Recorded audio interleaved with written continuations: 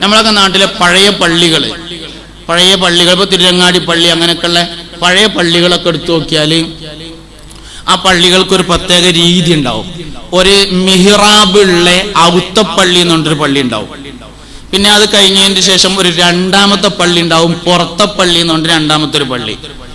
ഒന്നാമത്തെ പള്ളിയിൽ മിഹ്റാബുണ്ട്, രണ്ടാമത്തെ പള്ളിയിൽ നിന്നും മുകളിലേക്ക് കോണി ഉണ്ടാവും, രണ്ടാം പള്ളിയിൽ നിന്ന്. പിന്നെ ഈ രണ്ട് പള്ളിയും കഴിഞ്ഞതിന് ശേഷം 3 ഭാഗം താഴ്വര ഉണ്ടാകും. ചില പള്ളിക്ക് 4 ഭാഗം ഉണ്ടാവും. ഫ്രണ്ടിലൊരു താഴ്വര ഉണ്ടാവും. എല്ലാ പള്ളികൾക്കും 3 ഭാഗത്ത് എന്തായാലും താഴ്വര ഉണ്ടാവും. കയറി ചെല്ലണ സ്ഥലത്ത് ഈ പഴയ തറവാട് വീടുകൾക്കൊക്കെ ഉള്ളതുപോലെ ചേറ്റുംപടിയൊക്കെ ഉള്ള ഒരു സ്ഥലം ഉണ്ടാവും. ഇങ്ങനെ ചാരി ഇരിക്കാനും തൂണും ഇങ്ങനെ ചാരി ഇരിക്കണ അയ്യൊക്കെ ഉള്ള ഒരു സ്ഥലം ഉണ്ടാവും. നമ്മളെ മലബാറിൽ നിന്ന് തെക്കോട്ട് പോയാൽ ഈ സ്ഥലം താഴ്ചയായി അടയാളപ്പെടുത്തിയിട്ടുണ്ടാവും. മലബാറിൽ നിന്ന് വടക്കോട്ട് പോയാൽ ആ സ്ഥലം ഉയർത്തി അടയാളപ്പെടുത്തിയിട്ടുണ്ടാവും. ഇപ്പൊ കാസർഗോഡൊക്കെ നമ്മൾ ചെന്നാൽ ആ സ്ഥലം ഉയർത്തിയാണ് അടയാളപ്പെടുത്തിയിട്ടുള്ളത്. അതായത് അവിടേക്ക് കയറുമ്പോൾ ആദ്യം ഇരുന്ന് പിന്നെ ചെരുപ്പ് ഊരി വെച്ചിട്ട് പിന്നെ കാലെടുത്ത് വെച്ചിട്ട് അങ്ങനെ കയറി പോവുക. ആ സമയത്ത് തെക്കോട്ടൊക്കെ പോയാൽ ആ സ്ഥലം ഇങ്ങനെ ദേശം താഴ്ത്തിയിട്ടാണ് അടയാളപ്പെടുത്തിയിട്ടുണ്ടാകുക. ഇത് വഖഫ് ചെയ്യാത്ത സ്ഥലമായിരിക്കും. കയറി ചെല്ലിനോടത്ത് ആദ്യമുള്ള സ്ഥലം വഖഫ് ചെയ്തിട്ടുണ്ടാവില്ല. 2 ചെരുവും ചിലപ്പോൾ മുൻഭാഗവും വഖഫ് ചെയ്തിട്ടുണ്ടാവും. ഒരുപാട് വാതിലുകൾ ഉണ്ടാവും. ജനലിനൊക്കെ പകരം വാതിലുണ്ടാകുക പഴയ പള്ളികൾക്ക്. ജനലിനൊക്കെ പകരം ഇങ്ങനെ ഒരുപാട് തുരുതുരേ വാതിലുകൾ വെച്ചിട്ടുണ്ടാവും. വിശാലമായ പള്ളിപ്പറമ്പുണ്ടാവും. പിന്നെ അതിന്റെ ഏതെങ്കിലും ഒരു ഭാഗത്ത് നല്ലൊരു പള്ളിക്കുളം ഉണ്ടായിരിക്കും. അങ്ങനെ ആളുകൾ ഉച്ചക്കൊക്കെ പണി മാറ്റിയാല് പള്ളിക്കുളത്തിൽ പള്ളിപ്പറമ്പിൽ വന്ന് കാര്യം സാധിക്കും.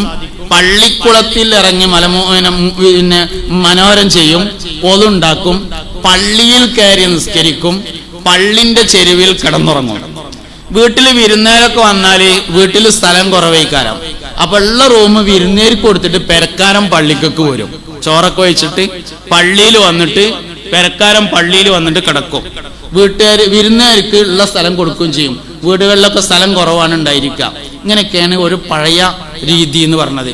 അസ്ർ നിസ്കാരം കഴിഞ്ഞിട്ട് എല്ലാ നാട്ടിലും ചില കാരണന്മാരുണ്ടാവും. കാരണന്മാര് പുറത്തിറങ്ങിയിട്ട് ആ ചാരുപടിയിൽ ഇങ്ങനെ ചാരിയിട്ട് തൂണുമൊക്കെ കൈയെടുത്തിട്ട് ഇങ്ങനെ ഒന്ന് ഇരിക്കും. അപ്പൊ ആൾക്കാര് അങ്ങാടിയിൽ കച്ചവടം ചെയ്യുന്നതിലുണ്ടായ പ്രശ്നം, ജ്യേഷ്ഠനും അഞ്ചനും തമ്മിൽ തെറ്റിയത്, മോള് കെട്ടിച്ചോടത്തേക്ക് പോകാത്തത്, മരോള് വരാത്തത്, ഇങ്ങനെയൊക്കെയുള്ള വിഷയങ്ങൾ കാരണന്മാരോട് ചെന്ന് പറയും. കാരണന്മാർ അതൊക്കെ ഒന്ന് ചർച്ച ചെയ്തിട്ട് ഏകദേശം അനുയോജ്യമാണെന്ന് തോന്നുന്ന ഒരു തീരുമാനം എടുക്കും. തീരുമാനമായി ഇങ്ങനെ ഏകദേശം വരുമ്പോ പള്ളിന്റെ ഉള്ളിലേക്ക് കയറി ഇരുന്നിട്ട് മൂത്ത കാരണം ഒരു തീരുമാനം പ്രഖ്യാപിക്കും. എന്നിട്ട് ആരെങ്കിലും ഒരാൾ അൽ ഫാത്തിഹ നെല്ലിങ്ങാണ്ട് ദോരന്ന് അവസാനിപ്പിക്കും. ഇങ്ങനെ ചെയ്തിരുന്ന ഒരു രീതിയാണ് പള്ളിയിൽ പോയി പറയാ എന്ന് പറഞ്ഞത്. നമ്മൾ തമ്മ് തെറ്റിയാ പറയും പള്ളിയിൽ പോയി പറഞ്ഞാടാന്ന് പറയും. ആ സാധനം ഇതാണ്. ഇത് ക്രിസ്ത്യാനികൾക്കിടയിലും ഇതേമാതിരിണ്ട്. അപ്പൊ നമ്മൾ ഇവിടെയൊക്കെ മാപ്പിളാര് എന്ന് പറഞ്ഞാൽ മുസ്ലിങ്ങളാണ്, തെക്കോട്ട് പോയാൽ മാപ്പിളാര് എന്ന് പറഞ്ഞാൽ ക്രിസ്ത്യാനികളാണ്. നമ്മളിങ്ങനെയുണ്ട് എറണാകുളം വിട്ടാണ് പോയാൽ മാപ്പിളാര് എന്ന് പറയുന്നത് ക്രിസ്ത്യാനികളെ കുറിച്ചാണ്. ആ സമയത്ത് നമുക്ക് ഇവിടെയൊക്കെ മാപ്പിളാര് എന്ന് പറഞ്ഞാൽ മുസ്ലിങ്ങളെ കുറിച്ചാണ്. ഈ ഒരേ രീതി മാപ്പിളാര് എന്ന് പറഞ്ഞ വിഭാഗത്തിലുണ്ട്. അതായത് ക്രിസ്ത്യാനികളിലുണ്ട്. ഈ പള്ളിയിൽ പോയി പറയാന്ന് പറഞ്ഞത് അവർക്കും ഉണ്ട്, പള്ളിയിൽ പോയി പറയാന്ന് പറഞ്ഞ ഒരു രീതി നമുക്കുണ്ട്. ഇത് ഏകദേശം 920 വരെ നിലനിന്നിട്ടുണ്ട് എന്നാണ്. 920 ശേഷം ആദ്യമായി മുസ്ലിങ്ങൾക്ക് അങ്ങാടിയിൽ ഓഫീസ് വന്നു.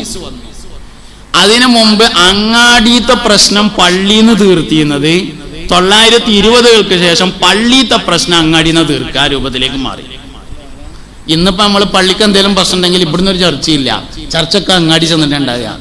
920 മുമ്പ് അങ്ങാടിയിൽ എന്തെങ്കിലും പ്രശ്നം ഉണ്ടെങ്കിൽ അതിന്റെ ചർച്ചയും തീരുമാനമൊക്കെ പള്ളിയിൽ വെച്ചിട്ടാണ് നടക്കുക. ഈ പള്ളിയിൽ വെച്ച് എല്ലാ കാര്യങ്ങളും നടന്നിരുന്ന മുസ്ലിങ്ങളുടെ ആശാ കേന്ദ്രമാണ് യഥാർത്ഥത്തിൽ പള്ളികൾ എന്ന് പറയുന്നത്. ലോകത്ത് എവിടെയെല്ലാം പിന്നെ ഇസ്ലാം മതം പ്രചരിച്ചിട്ടുണ്ടോ അവിടൊക്കെ 2 കാര്യങ്ങൾ കാണാൻ പറ്റും. ഒന്ന്, റിലീഫിന് വലിയ പ്രാധാന്യം നൽകിയിട്ടുള്ളതായി കാണാൻ പറ്റും. 2, പള്ളി നിർമ്മാണങ്ങൾ നടന്നിട്ടുള്ളതായിട്ടും കാണാൻ പറ്റും.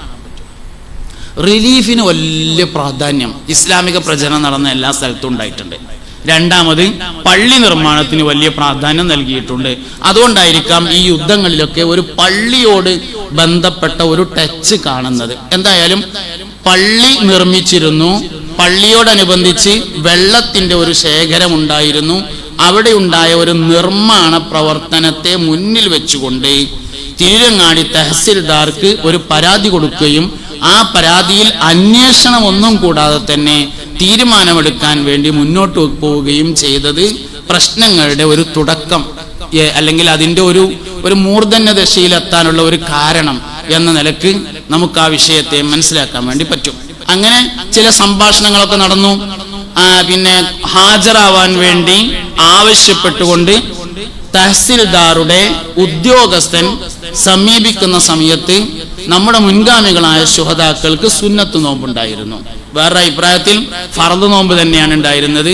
ഈ വരുന്നത് 29-നാണ് എന്ന അഭിപ്രായം പരിഗണിച്ചാൽ ഫർദ് നോമ്പാണ്. പക്ഷെ ഭൂരിഭാഗം ചരിത്രകാരന്മാരും സുന്നത്ത് നോമ്പാണ് എന്ന അഭിപ്രായം പറഞ്ഞിട്ടുണ്ട്. അതനുസരിച്ച് ഷവ്വാലിലെ 6 നോമ്പ് എന്ന സുന്നത്ത് നോമ്പുള്ള സമയത്താണ്. അവർ കൂടുതലൊന്നും പറഞ്ഞിട്ടില്ല. അവർ പറഞ്ഞത് ഞങ്ങൾ വരാം, നോമ്പ് തുറന്ന് കഞ്ഞി കുടിച്ചതിന് ശേഷം വരാം എന്നാണ് പറയുന്നത്. ഈ ചരിത്രം ഞാനിങ്ങനെ ഒരുപാട് സ്ഥലങ്ങളിൽ പരതി നോക്കുന്ന സമയത്ത് പല സ്ഥലങ്ങളിലും പറഞ്ഞിട്ടുണ്ട് നമ്മുടെ ഈ ചരിത്രം.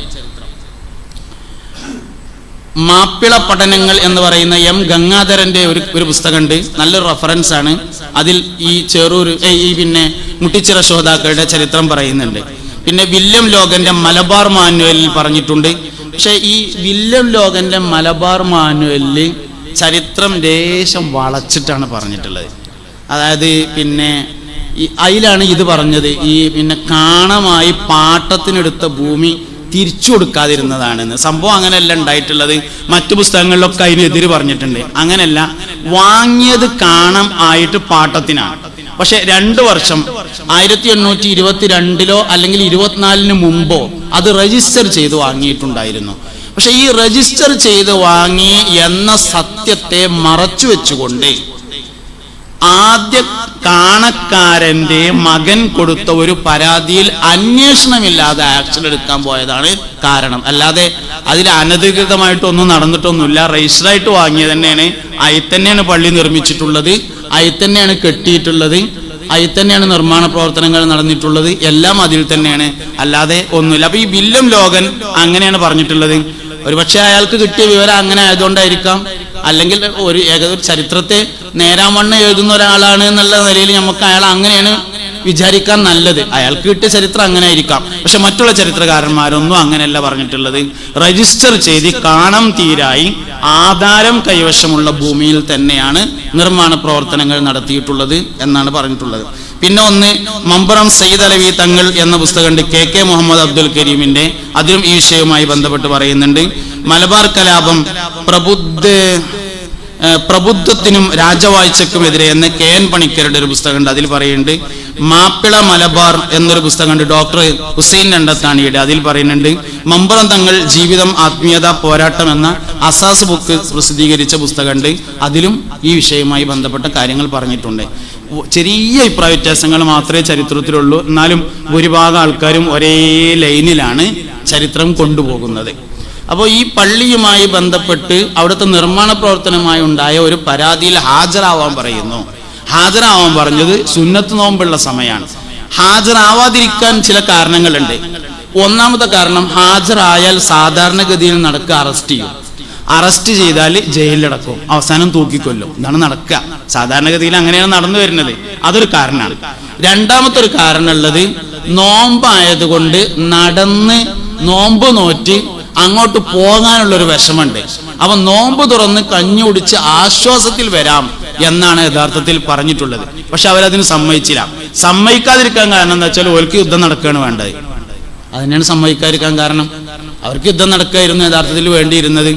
അപ്പൊ പിന്നെ അത് വെല്ലുവിളികളായി.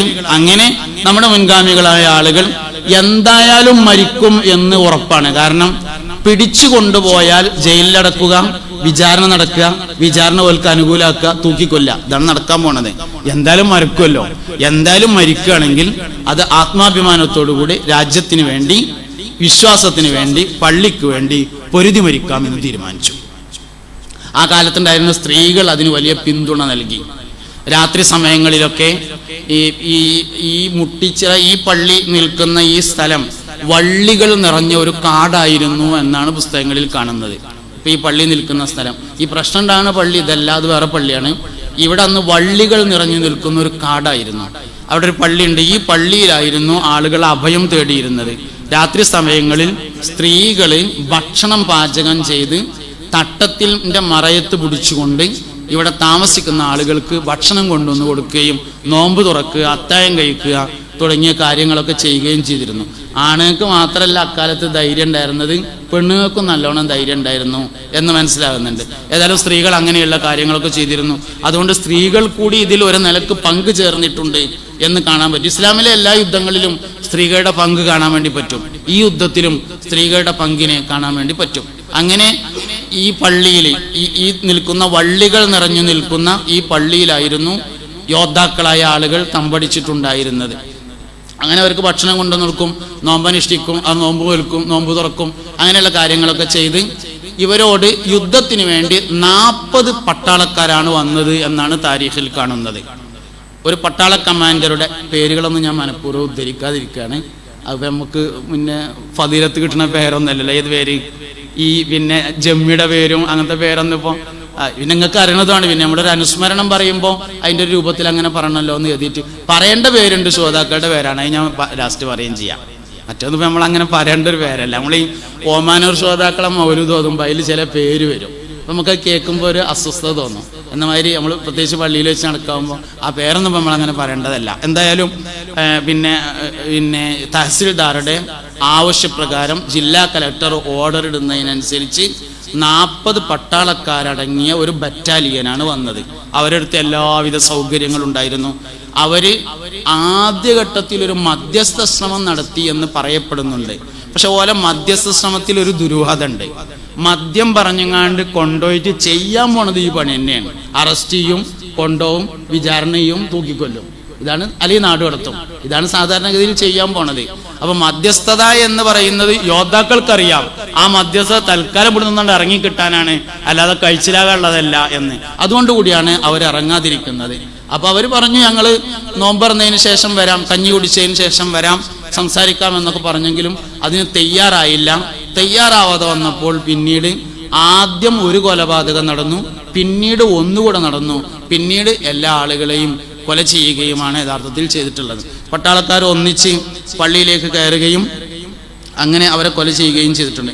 നമ്മളവിടെ ശ്രോതാക്കന്മാരുടെ മക്കാമിൽ എഴുതി വെച്ച റിക്കാർഡ് അനുസരിച്ച് ശ്രോതാക്കന്മാരുടെ പേര്, ഒന്ന് മാതാരി മൊല്ലമൂപ്പൻ എന്ന് പറയുന്ന ആളാണ്. മറ്റൊന്ന് കൈതകത്ത് മുല്ലക്കുഞ്ഞി ഹസ്സൻ എന്ന് പറയുന്ന ആളാണ്. മൂന്നാമത്തേത് കൈതകത്ത് കമ്മുക്കുട്ടി എന്ന് പറയുന്ന ആളാണ്. നാലാമത്തത് റളിയല്ലാഹു അൻഹും, അള്ളാഹു അവരെ തൊട്ടൊക്കെ തൃപ്തിപ്പെടട്ടെ. അവരുടെ ബറക്കത്ത് കൊണ്ട് അള്ളാഹു നമ്മുടെ ദുന്യവിയും ഉഖ്റവിയുമായ എല്ലാ മുറാദുകളെയും ഹാസിലാക്കി തരട്ടെ. വേറെ നാലാമത്തെ ആള് കൈതകത്ത് പതിയിൽ മൊയ്തീൻ കുട്ടി എന്ന് പറയുന്ന മഹാനുഭാവനാണ്.